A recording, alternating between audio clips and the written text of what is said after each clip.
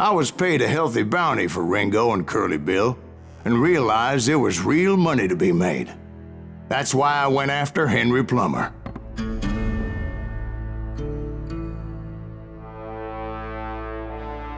Wasn't he the sheriff who augmented his income by shaking down miners and robbing gold shipments? That's the one. Oh yeah, I remember him. He ran that gang of thieving outlaws called the Innocents. So it's true that you went toe-to-toe with him? Indeed I did, son. Indeed I did.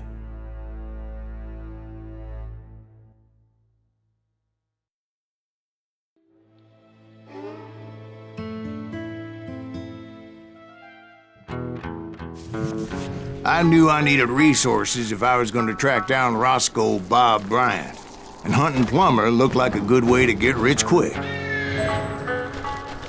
As the local vigilantes exposed him as the leader of the bandits, and put a generous price on his head.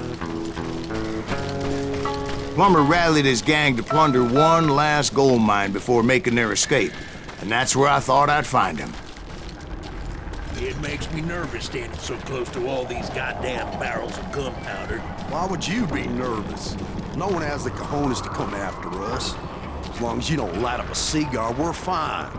Besides, George is up there on the rocks with that... As my late father pointed out to me more than once, God made men, but Samuel Colt made them equal.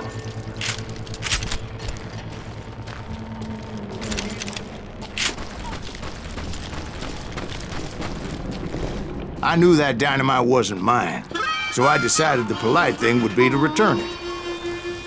It was the biggest gold rush since Sutter's Mill in '48. Unfortunately, prospectors weren't the only ones drawn to those riches.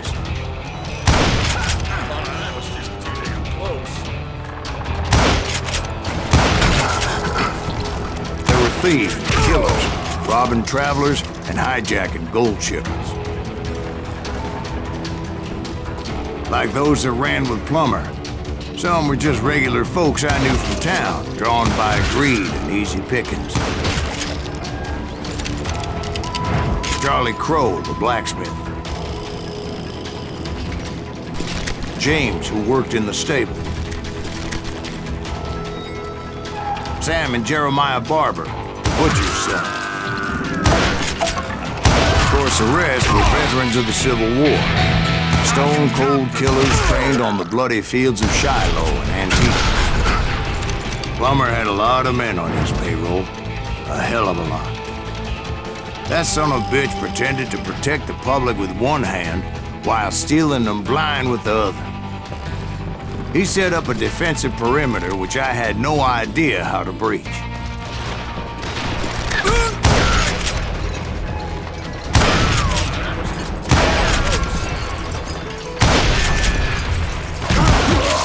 Dangerous, desperate individuals. I was outnumbered and in way over my head, but I was too damn stubborn and stupid to realize it. They must have thought I was touched, or had some kind of death wish, seeing as there were barrels of gunpowder everywhere.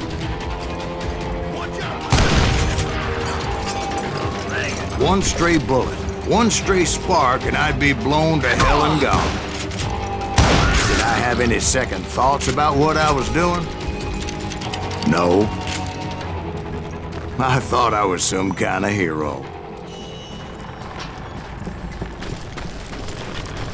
I finally made it past and headed on to meet my destiny.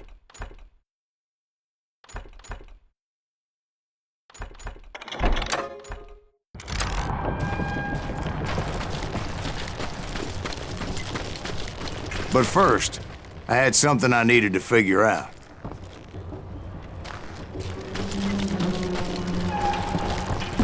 I had a few ideas on how to get into that mine, but once I made my decision, I knew there was no turning back. So my first thought was to enter the nearest mine portal. I saw an entrance. Made sense. It was the quickest way in, but that also made it more dangerous, as there would undoubtedly be enemy pickets posted along the way.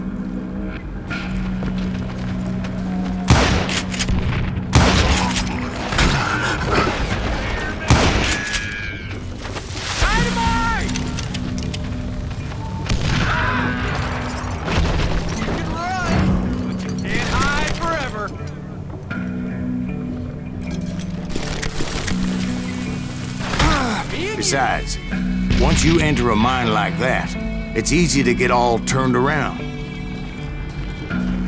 And that confusing maze of corridors wouldn't even be the worst of it. Some of those shafts could be as deep as hell.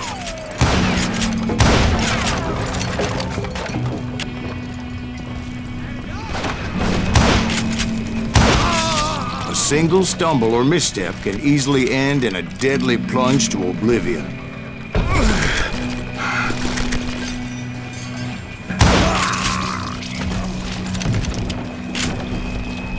Quick reflexes often make up for a lack of common sense. Luckily, I was never one to be easily bushwhacked. I would just need to be careful not to blow myself to kingdom come. With all that gunpowder and dynamite everywhere, a body has to know what he's shooting at.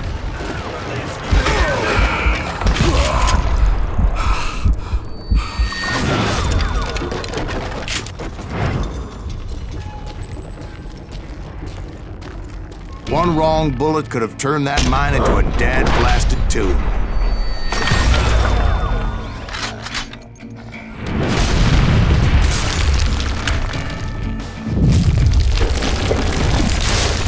I freely admit that my plan of attack was not just moronic, but clearly insane.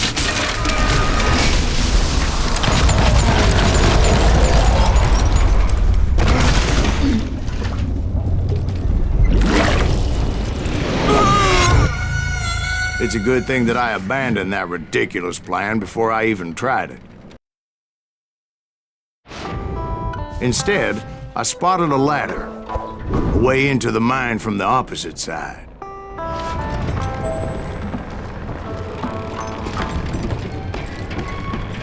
It was a long way around, but that approach seemed more sensible at the time. Of course, being I had a problem with heights, that scaffolding scared the bejesus out of me.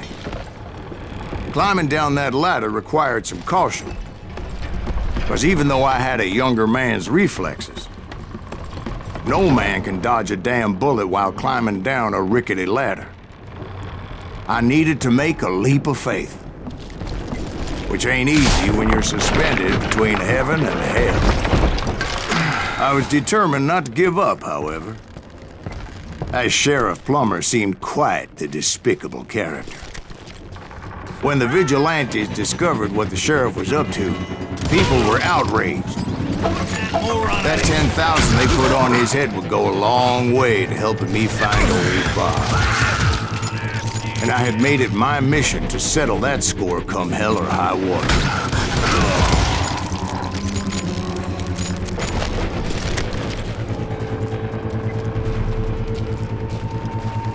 But first, I would have to make a choice. Take the elevator or climb the ladder.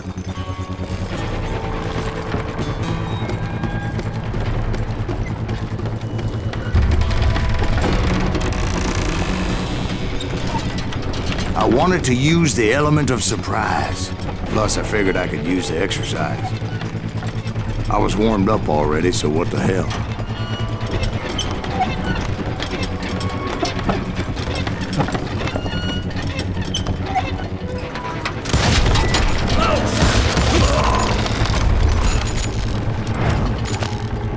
Plummer was a mad dog killer, and the people of Nevada City deserved better. Nevada City? Well, I thought Plummer met his maker in Bannock, Montana. Right, well, he was the sheriff of both places at one time or another, but that's neither here nor there. The point was, taking him down would save a lot of lives, including my own.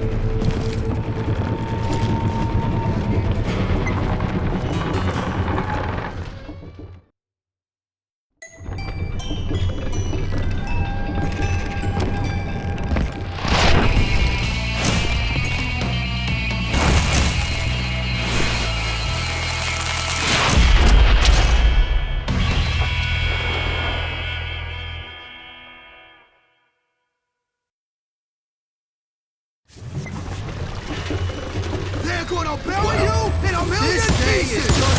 There's some goods for you! Henry Plummer was clearly unhinged, and I could see right away that this was gonna take some doing.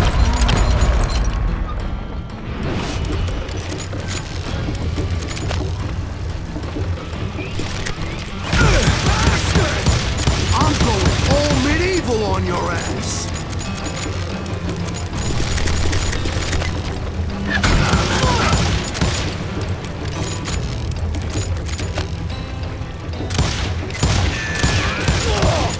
You can shoot, but can you aim? That is smart.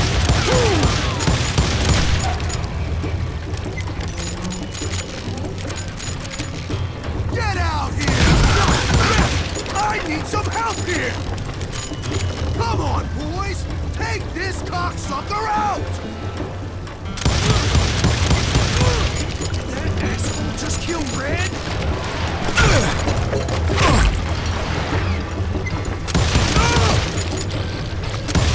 You know you can't beat me. I'm gonna shoot you dead!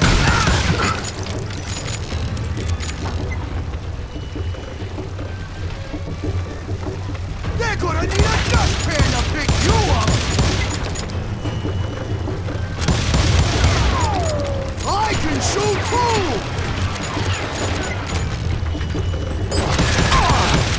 How you like that?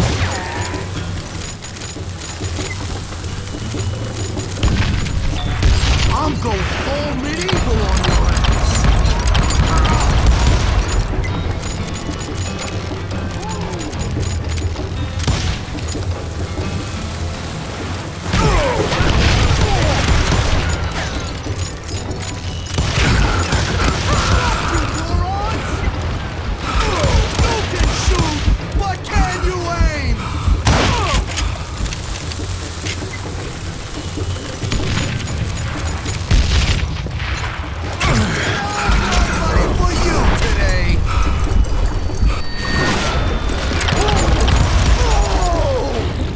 So that's how Henry Plummer died.